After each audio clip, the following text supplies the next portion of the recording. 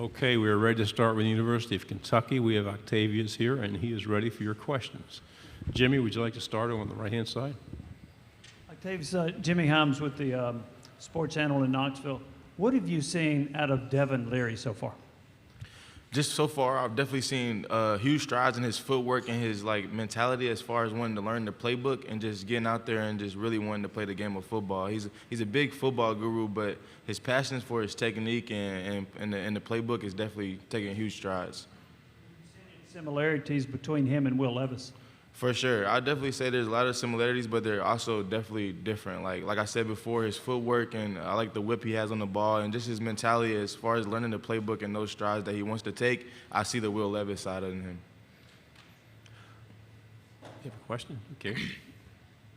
Kennedy Wright with CBS 42. What do you say to those who say that you guys have one of the hardest schedules out this upcoming season? Honestly, I feel like that's the only way to do it in the SEC. You're going to play the best all the time, so you might as well just set up a schedule like that just to get your feet wet and just see what your road's going to feel like, to see what the path's going to feel like. We got a couple good games before we head into the SEC play, so we'll definitely see how we're going to play during the SEC-type games, but it's always, any game we go into is week by week, so we'll see how it goes. Back row. Dan Peck, ESPN 106.7 in Auburn. Justin Rogers, transferring to Auburn, your teammate from Kentucky. What can you tell us about the player Auburn is getting in Justin Rogers? You're definitely getting a playmaker. In and out of on the football field, the film room, you're getting a playmaker. On the field, you're definitely getting a playmaker. He made huge strides last year. Just his technique-wise, took very huge strides. We were all in the play under the big triangle of Coach Pete. He plays. He coaches a lot of defensive line things that we all learn, and Auburn runs the same as us. So I feel like he'll play good in that defense. So you guys got a good athlete. Front row. AP Stidham, AP and Kelly, as we see it, syndicated radio. Octavius, when you reflect on last year's defense, what would you like to see done a little bit better, for you individually, in your unit group, and the entire defense?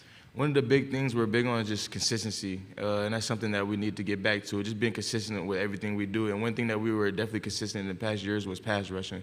We had good guys, Josh Allen, Boogie Watson, J.J. Weaver came back for another year.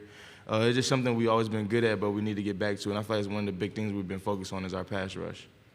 In the back on the left. Zach Tucker, WSMV Nashville. We saw a tweet from Stoops about the plane ride. Could you talk a little bit about that? It was definitely bumpy. When we first got into the air, it was okay, and then we started getting closer to Nashville a little bit, and it definitely got a little bumpy, a couple of jumps and stuff like that. We definitely got to looking at each other, talking about the flight. On the left. Yeah, Tyler Shaw with KBTX and College Station. What's it like playing for Mark Stoops? I feel like it's a blessing just because you don't get that many coaches that's actually player-led like he says he is. In and out of everything we do is definitely player-led, like from the workouts to the play calling to what we just feel comfortable in what we want to do.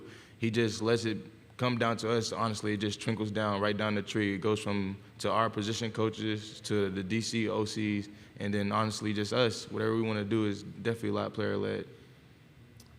What's the relationship like between the football team and the basketball team at Kentucky? I mean, there was talk last year of public comments with both coaches about the importance of their sports in the program. Is it a friendly rivalry? Is there camaraderie? What can you say about sort of how you guys coexist? I feel like there's no type of rivalry there at all, just because we always keep with the basketball guys. I was telling the reporter earlier today, those my guys, shout out my guys. They were in Canada earlier at Drake's house. They had a fantastic time playing basketball up there.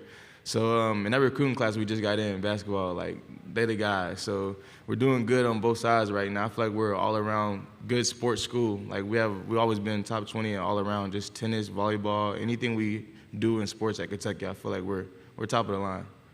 Right side. Just to follow up on that, do you consider Kentucky a football school?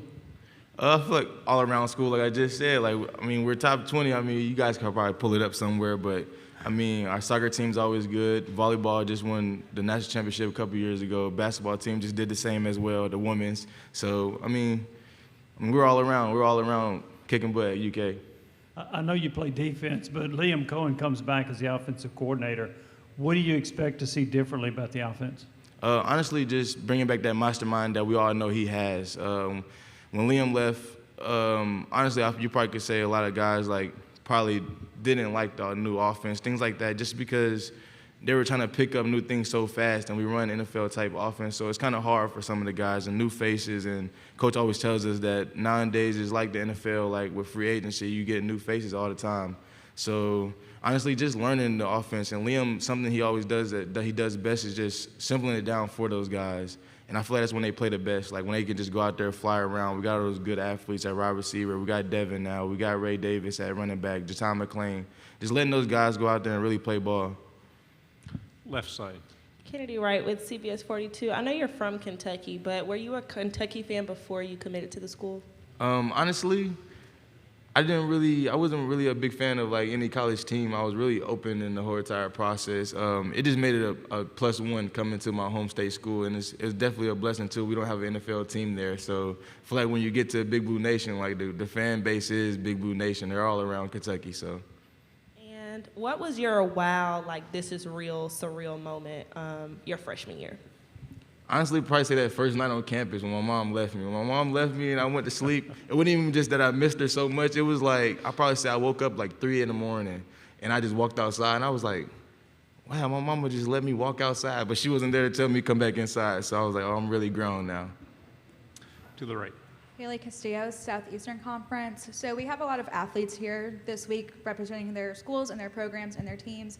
And as someone who's representing UK, what do you hope for your teammates to learn from you this season and to take with them in the future? Just to punch the clock. Every morning you wake up, just go punch that clock. And that's something Coach Stoops always big on us. Like, just wake up every morning, just punch the clock. There's nothing else for you to do. We're there to play football and academics. So every morning you shouldn't have no excuses, anything like that. If you wake up ready to go, you should be okay. And I feel like that's something my teammates should take from me, just the mentality I had to, whenever you wake up in the morning, get better. Just always get 1% better. That's all you have to do, just 1% better than the next man. Final question on the left. How do you describe the Kentucky-Louisville rivalry to people who maybe aren't all that familiar with the state or the history of it? I definitely say it's one of the best rivalries in college football, just because red, blue, right down the street from each other, no NFL team, like I said. So when you come to Kentucky, that's one thing about my family. We're military, so moved from Fort Polk, Louisiana to Radcliffe, Kentucky, right outside Fort Knox. And when we first moved, it was like a big thing for us to pick Louisville or Kentucky. And we actually picked Louisville, which is crazy. I'm at Kentucky, but it's just a big rivalry. I feel like everybody in the state knows about it. It's a game everybody wants to be at, and there's always great energy behind it. Great job. Thank you very much. Thank you.